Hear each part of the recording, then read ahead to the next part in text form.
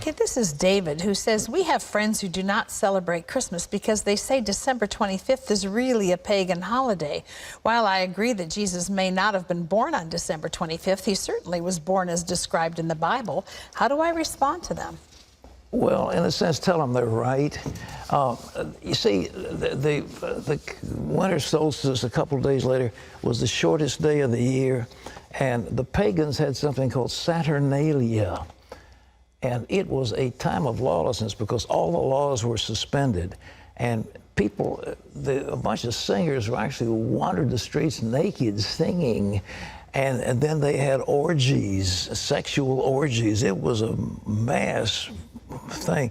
Well, when the Catholic Church came along in Italy, the Romans and others didn't want to give up their holidays. So they said, okay, we'll Christianize it. And so they said, okay, we'll say the birth of Jesus was the 25th of December.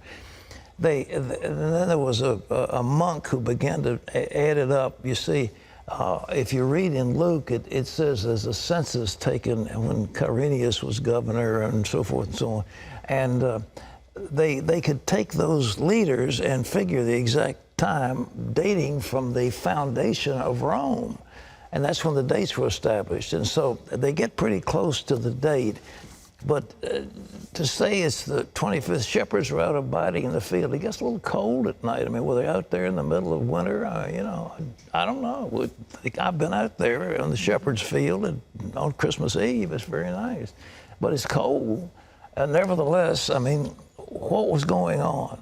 So all this business about mistletoe, pagan. Christmas trees, pagan. Giving out gifts, pagan. Every bit of it is pagan. Every single bit of it is pagan. We've Christianized it all. And so that's good. And so we have time, we celebrate for Jesus, and everybody gets all misty-eyed. But the truth is, they're all pagan.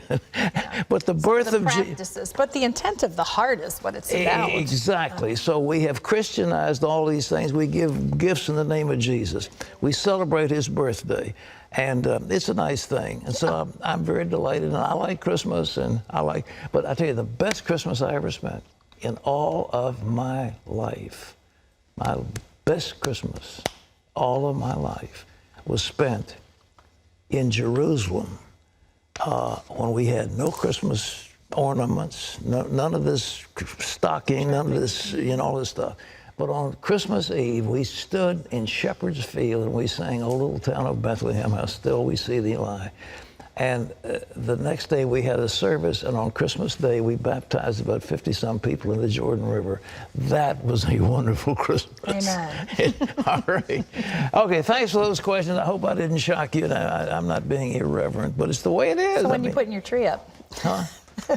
I've got, I finally got one of those fake trees, and it's beautiful. It's already pre-lit, and you just plug those little joints in, stick it up, and plug them in, and all of a sudden you've got a riot of light. I like all the decorations. The Founder's Inn is just loaded with decorations. It's very pretty, but pagan.